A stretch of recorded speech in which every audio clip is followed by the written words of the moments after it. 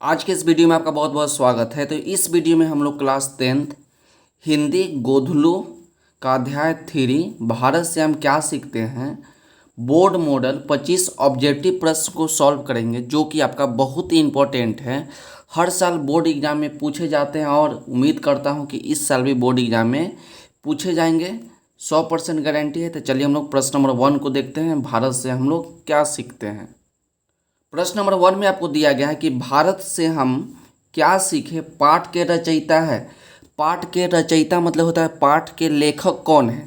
तो A number option आपका Ramvilas Sharma, B number option आपका मैक्स मूलर और C number option Vinod Shukla और डी नंबर ऑप्शन आपका अशोक वाजपेयी। तो इसका सही आंसर हो जाएगा मैक्स मूलर। तो भारत से हम क्या सीखे, पाठ के रचयिता मैक्स मूलर है। ठीक, प्रश्न नंबर 2 को देखते हैं। प्रश्न नंबर 2 है कि मैक्स मूलर का जन्म कब हुआ था। तो ए नंबर ऑप्शन आपका 6 दिसंबर 1823 को, 6 दिसंबर 1923 को, सी नंबर ऑप्शन आपका 6 दिसंबर 1825 को और डी नंबर ऑप्शन आपका है 6 दिसंबर 1820 को। तो इसका सही आंसर हो जाएगा ऑप्शन नंबर ए 6 दिसंबर 1823 को। तो मैक्स मूलर का जन्म 6 दिसंबर 1823 को हुआ था। प्रश्न नंबर 3 को देखते हैं। प्रश्न नंबर 3 आपका है कि मैक्स मूलर कहाँ के रहने वाले थे, या पूछ सकता है आपसे कि मैक्स मूलर कहाँ के निवासी थे, रहने वाले या निवासी थे, आपसे पूछ सकते थे। ए नंबर ऑप्शन आपका इंग्लैंड है, बी नंबर ऑप्शन आपका जर्मनी, सी नंबर ऑप्शन आपका अमेरिका, डी नंबर ऑप्शन आपका श्रीलंका। तो इसका सही आंसर होगा जर्मनी। तो मैक्स मूलर जर्मनी के रहने वाले थे। ठीक, प्रश्न नंबर 4 को देखिए। प्रश्न नंबर 4 आपको दिया गया है कि मैक्स मूलर का मृत्यु कब हुआ था।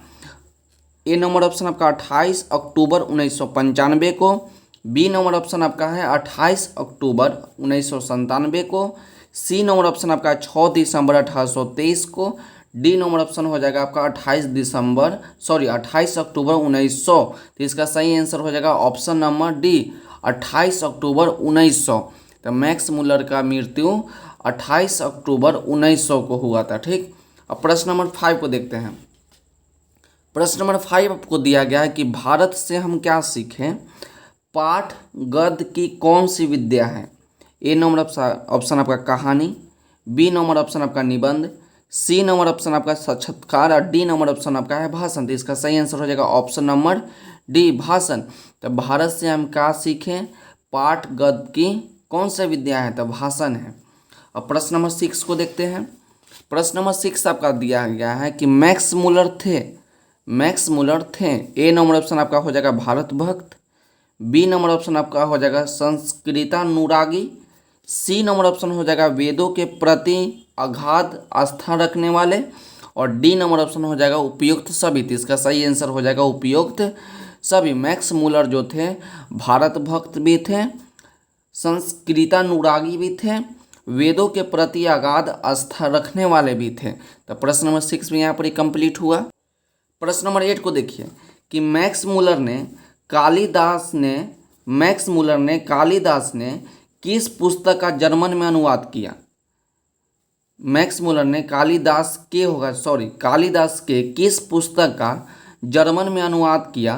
तो ए नंबर ऑप्शन आपका है रघुवंश, बी नंबर ऑप्शन आपका मगधूत, सी नंबर आपका है अभिज्ञानसा कुंतल और डी नंबर ऑप्शन आपका है सभी सही है। तो इसका सही आंसर हो जाएगा ऑप्शन नंबर बी।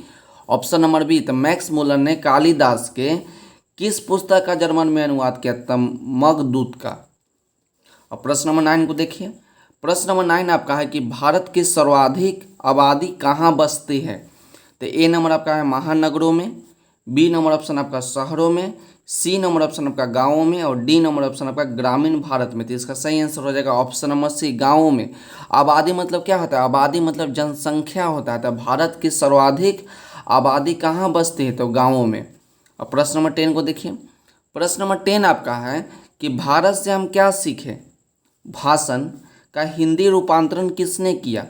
भारत से हम क्या सीखे, भाषण का हिंदी रूपांतरण किसने किया। तो ए नंबर ऑप्शन आपका अमरकांत, बी नंबर ऑप्शन आपका doctor Bhawani Shankar Trivedi, C number option आपका है रामविलास शर्मा और डी नंबर ऑप्शन आपका क्या है मैक्स मूलर। तो इसका सही आंसर हो जाएगा option number B doctor Bhawani Shankar Trivedi. तो भारत से हम क्या सीखे, भाषण का हिंदी रूपांतरण किसने किया, डॉक्टर भवानी शंकर त्रिवेदी ने। अब प्रश्न नंबर 11 को देखिए, भारत में प्राचीन काल में स्थानीय शासन की कौन सी प्रणाली प्रचलित थी। भारत में प्राचीन काल में स्थानीय शासन की कौन सी प्रणाली प्रचलित थी। ए नंबर ऑप्शन आपका स्थानीय शासन, बी नंबर ऑप्शन आपका सरदार शासन, सी नंबर ऑप्शन आपका शासन व्यवस्था नहीं था, सी नंबर ऑप्शन आपका सभी असत्य है। इसका सही आंसर हो जाएगा ऑप्शन नंबर ए स्थानीय शासन। कौन शासन प्रणाली प्रचलित है, तो स्थानीय शासन। प्रश्न नंबर 12 को देखिए, मैक्स मूलर ने डैश वर्ष की अवस्था में लिपजिंग विश्वविद्यालय में संस्कृत का अध्ययन प्रारंभ किया। मैक्स मूलर ने कितने वर्ष की अवस्था में लिपजिंग विश्वविद्यालय का भी नाम याद रखिएगा, लिपजिंग विश्वविद्यालय में संस्कृत का अध्ययन प्रारंभ किया था। ए नंबर ऑप्शन आपका 15, बी नंबर ऑप्शन आपका है 16, सी नंबर ऑप्शन आपका 17 और डी नंबर ऑप्शन हो गया आपका 18। तो सही आंसर हो जाएगा ऑप्शन नंबर डी। तो मैक्स मूलर ने 18 वर्ष की अवस्था में लिपजिंग विश्वविद्यालय में संस्कृत का अध्ययन प्रारंभ किया। कौन सा सब्जेक्ट का, संस्कृत का। और कौन सा विश्वविद्यालय में, तो लिपजिंग विश्वविद्यालय में प्रारंभ किया। कितने वर्ष में, तो 18 वर्ष में। अब प्रश्न नंबर 13 को देखते हैं कि मैक्स मूलर ने कंठ और केन आदि उपनिषदों का किस भाषा में अनुवाद किया। मैक्स मूलर ने कंठ और केन आदि उपनिषदों का किस भाषा में अनुवाद किया।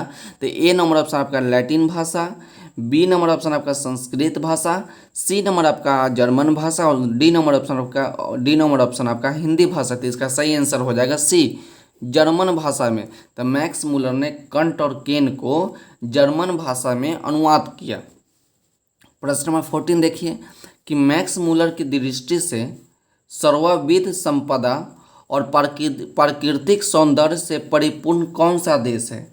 ए नंबर ऑप्शन आपका भारत, बी नंबर ऑप्शन आपका यूनान, सी नंबर ऑप्शन आपका जर्मनी और डी नंबर ऑप्शन आपका श्रीलंका। तो इसका ऑप्शन हो जाएगा ऑप्शन नंबर ए भारत। तो मैक्स मूलर की दृष्टि से सर्वविध संपदा और प्राकृतिक सौंदर्य से परिपूर्ण कौन सा देश था, तो भारत था।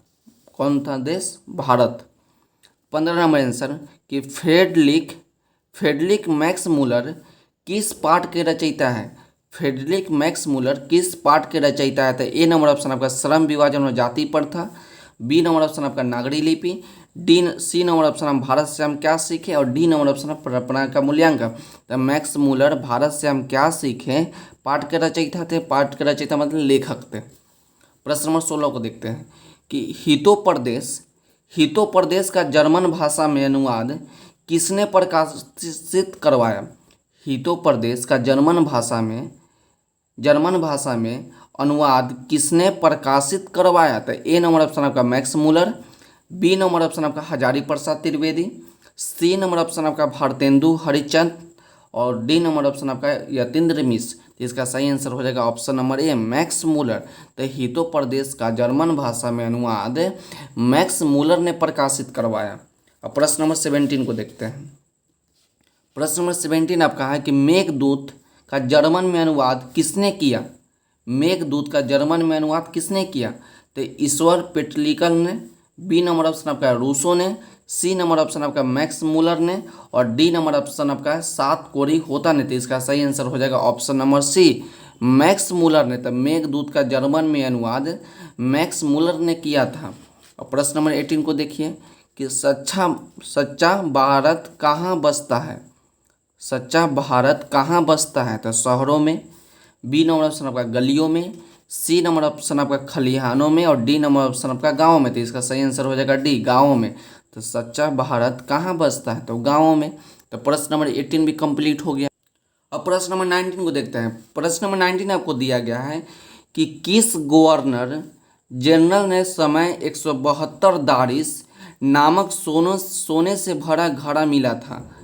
लॉर्ड वारिस, लॉर्ड विलियम वेटिक option number B, C number option आपका लॉर्ड डलहौजी और डी नंबर ऑप्शन आपका वारेन हेस्टिंग्स। तो इसका आंसर हो जाएगा ऑप्शन नंबर डी। तो किस गवर्नर जनरल के समय 172 दारिस नामक सोने से भरा घड़ा मिला था वारेन हेस्टिंग्स के।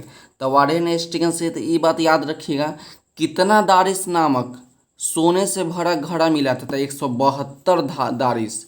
172 दारिस मतलब सोने का सिक्का। दारिस मतलब क्या होता है? सोने का सिक्का। तो 172 सोने के सिक्का से भरा घड़ा मिला था किस समय में? तो वारेन हेस्टिंग्स जब गवर्नर जनरल था। अब प्रश्न नंबर 20 को देखिए कि दारिस क्या है? दारिस क्या है? सोने के सिक्का, बी नंबर ऑप्शन आपका चांदी का सिक्का, सी नंबर ऑप्शन आपका तांबे का सिक्का और डी नंबर ऑप्शन आपका कोई नहीं। तो इसका सही आंसर हो जाएगा सोने का सिक्का। दारिस क्या है? सोने का सिक्का है। अब प्रश्न नंबर 21 को देखते हैं। प्रश्न नंबर 21 आपका है कि वारेन हेस्टिंग्स कहाँ का गवर्नर जनरल था? वारेन हेस्टिंग्स कहाँ का गवर्नर जनरल था? तो ए नंबर ऑप्शन आपका श्रीलंका का, बी नंबर ऑप्शन आपका भारत का, सी नंबर ऑप्शन आपका जर्मनी का और डी नंबर ऑप्शन आपका यूनान का। तो इसका सही आंसर हो जाएगा वारेन हेस्टिंग्स कहाँ का गवर्नर जनरल था। तो इसका ए नंबर ऑप्शन आपको श्रीलंका दिया गया है, बी नंबर ऑप्शन आपका भारत है, सी नंबर ऑप्शन आपका जर्मनी और डी नंबर ऑप्शन आपका यूनान है। तो इसका सही आंसर हो जाएगा भारत, ऑप्शन नंबर बी। तो वारेन हेस्टिंग्स भारत का गवर्नर जनरल था। इसको एक बार आप चेक भी कर लीजिएगा कि इसका आंसर जो है भारत होगा या जर्मनी होगा। इसका आंसर भारत होगा जर्मनी होगा, हमको याद है जहाँ तक कि इसका ऑप्शन भारत ही होगा। तो एक बार इसको गूगल से चेक कर लीजिएगा कि वारेन हेस्टिंग्स जो था कहाँ का गवर्नर था, भारत के था या जर्मनी का था। ऐसा हम ऑप्शन नंबर बी में टिक मार देते हैं कि वारेन हेस्टिंग्स भारत का गवर्नर जनरल था। अब प्रश्न नंबर 22 को देखते हैं कि हरकस थे ए नंबर ऑप्शन आपका है भूवैज्ञानिक, बी नंबर ऑप्शन आपका वनस्पति वैज्ञानिक, सी नंबर आपका जंतु वैज्ञानिक और डी नंबर आपका विधि शास्त्री। इसका आंसर हो जाएगा बी, ऑप्शन नंबर बी वनस्पति वैज्ञानिक। तो हरकस थे वनस्पति वैज्ञानिक। अब प्रश्न नंबर 23 को देखते हैं। प्रश्न नंबर 23 जो है आपका पारसियों के धर्म का क्या नाम है? पारसियों के धर्म का क्या नाम है? इसका ए नंबर ऑप्शन आपका बौद्ध, बी नंबर ऑप्शन आपका जैन, सी नंबर वैदिक और डी नंबर आपका जरयुष्ट है। तो इसका ऑप्शन नंबर हो जाएगा डी, जरयुष्ट। पारसियों के धर्म का क्या नाम था? जरयुष्ट। प्रश्न नंबर 24 को देखिए। प्रश्न नंबर 24 आपका है कि विशाल भारत संपत्ति और किस चीज का खान है? विशाल भारत संपत्ति और किस चीज का खान है? तो इसका ए नंबर ऑप्शन हो जाएगा कोयले की, बी नंबर ऑप्शन आपका हीरे की, सी नंबर ऑप्शन आपका प्राकृतिक सुषमा की और डी नंबर ऑप्शन आपका वन संपदा की। तो इसका सही आंसर हो जाएगा ऑप्शन नंबर सी, प्राकृतिक सुषमा की। तो विशाल भारत संपत्ति और प्राकृतिक सुषमा की खान है। विशाल भारत संपत्ति और प्राकृतिक सुषमा की खान है। तो प्रश्न नंबर 24 भी यहाँ समाप्त हो गया। प्रश्न नंबर जो है 25 को देखते हैं। प्रश्न नंबर 25 आपका है कि सर विलियम जोनस समुद्री यात्रा करते हुए भारत कब पहुँचे थे? इसको एक बार फिर से पढ़िए कि सर विलियम जोनस समुद्री यात्रा करते हुए भारत कब पहुँचे थे? इसका ए नंबर ऑप्शन आपका 1823 ईस्वी में, बी नंबर ऑप्शन आपका 1883 ईस्वी में, सी नंबर ऑप्शन आपका 1900 ईस्वी में और डी नंबर ऑप्शन आपका 1794 ईस्वी में। तो इसका सही आंसर हो जाएगा ऑप्शन नंबर बी। तो सर विलियम जोनस समुद्री यात्रा करते हुए भारत 1783 ईस्वी में पहुंचे थे। और प्रश्न नंबर 7 देखते हैं जो कि वहाँ पर छूट गया था हमसे, कि प्रश्न नंबर 7 आपका है कि मैक्स मूलर को किसने वेदांतियों का वेदांती कहा है? वेदांतियों का वेदांती कहा है। तो इसका ए नंबर ऑप्शन आपका ऑप्शन हो जाएगा विवेकानंद, बी नंबर ऑप्शन आपका रामानुजाचार्य ने, सी नंबर ऑप्शन आपका शंकराचार्य ने और डी नंबर ऑप्शन आपका क्या है? सभी गलत है। तो इसका सही आंसर हो जाएगा ऑप्शन नंबर ए विवेकानंद ने। तो मैक्स मूलर को विवेकानंद ने वेदांतियों का वेदांत का है। तो यहाँ पर हम लोग क्या किए, टोटल 1 से लेकर 25 प्रश्नों को हम लोग बहुत ही अच्छी तरह से ऑब्जेक्टिव को देख लिए।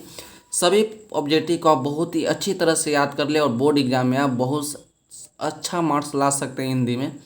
तो आज के वीडियो के लिए बस इतना ही, मिलते अगले वीडियो में। यदि वीडियो अच्छी लगी हो तो चैनल को लाइक, सब्सक्राइब एंड शेयर जरूर करें। पढ़ते रहिए और बढ़ते रहिए। इसी प्रकार के वीडियो लेकर हम आते रहेंगे, आप पढ़ते रहिएगा।